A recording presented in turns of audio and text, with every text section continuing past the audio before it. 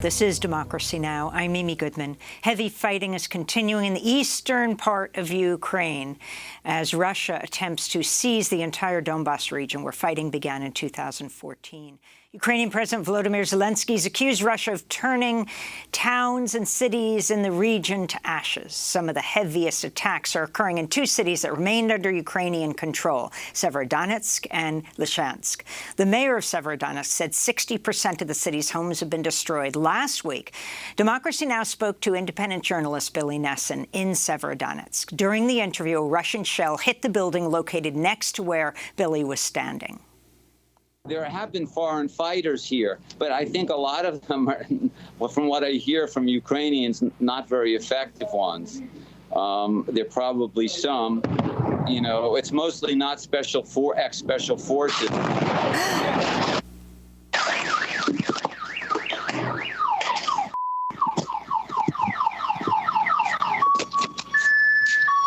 Billy? Yeah. Billy, are you okay? Yeah, I'm okay. Just right next door to us. My God.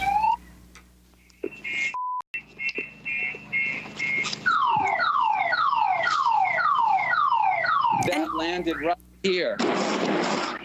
That was independent journalist Billy Nessen on Democracy Now! Last week. On Thursday, Nermeen Sheikh and I spoke to him again shortly after he left Severodonetsk for the city of Kramatorsk, about 60 miles to the west. I began by asking why he left Severodonetsk and about reports that Russian shelling had killed 6 people in the city Wednesday. For the whole time I was there was a lot of shelling, but it was mostly over the town. And it has increasingly landed in the town. And I think there's a good reason militarily for that. I think some of the troops from the front lines have moved back, and they're trying to hit batteries that pulled back into the town. But it's hard to explain the increase in shelling and the increase in people killed. I think it's got to be at least twice that number of dead. We had one person die in the distribution center, and just a few feet away from me, who the bottom part of her leg had been blown off, and she bled out despite 2 tourniquets and the best efforts. Explain, Billy, what that distribution center is.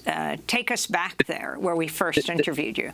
The distribution center is the place that organizes the evacuation of people who want to be evacuated to other towns west of there, and sometimes out of the country. And it also distributes aid that comes in by the road from the west to the people who want to stay. Last night, after we had treated the wounded, there was an attack. The building was hit several times. It's a very large warehouse that has about 5 floors above it. And thankfully, it's got another building at one end. And I think it was probably hit there by a couple of rounds, and the whole building just shook. Yeah, this is the thing. I mean, people who haven't been in this situation, artillery, it's a inhuman sound and an inhuman sort of shaking of the earth that's hard to describe. I think at some point, hopefully, we can play some of the sounds. It's almost like some deep sea monsters are battling under the sea, and you hear these echoes and the tremors.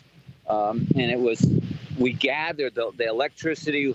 We have a generator went off. It was knocked off, and we gathered in flashlights, and we're scared that the building was being targeted. And we thought this could be a terrible night, but it turned out in the end to be better than we feared. Billy, can you describe for us your journey to Kramatorsk? What did it entail? And why did you and the photographer you spoke of, why did you decide to go there? Well, so the Russians are trying to encircle 2 cities, both Severodonetsk and Lysychansk. And they're doing that by trying to cut off the road west of Lysychansk. That road goes to Bakhmut. And so this was not necessarily much more safe place, but there's a hospital here, and I thought I would come here and try and spend a day or two. I was aware that I had reached a kind of limit, emotional limit, and my colleague is seeing some with some other people, but it just got. I think we realized that it was the good chance that we were going to get killed. There were too many shells coming down all around the center and just throughout the city, and too many people were coming in and dying and almost dying. It was coming closer and closer to us, and we both felt guilty about leaving. And what about other people still there? Were there any evacuations ongoing or planned? The old couple whom you spoke of earlier?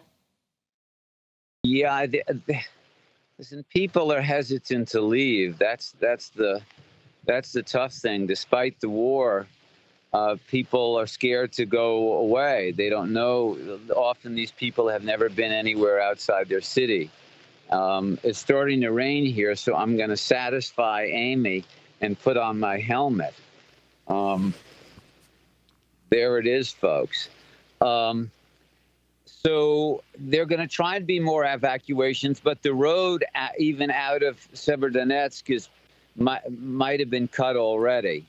And then the road from Lysychansk to Bakhmut, the Russians are on it. And it's very hard to get through. So the evacuations might be at an end. There are people, volunteers still at the center. They're overwhelmed. They're all local people, and they've decided that they're going to stay and brave whatever comes.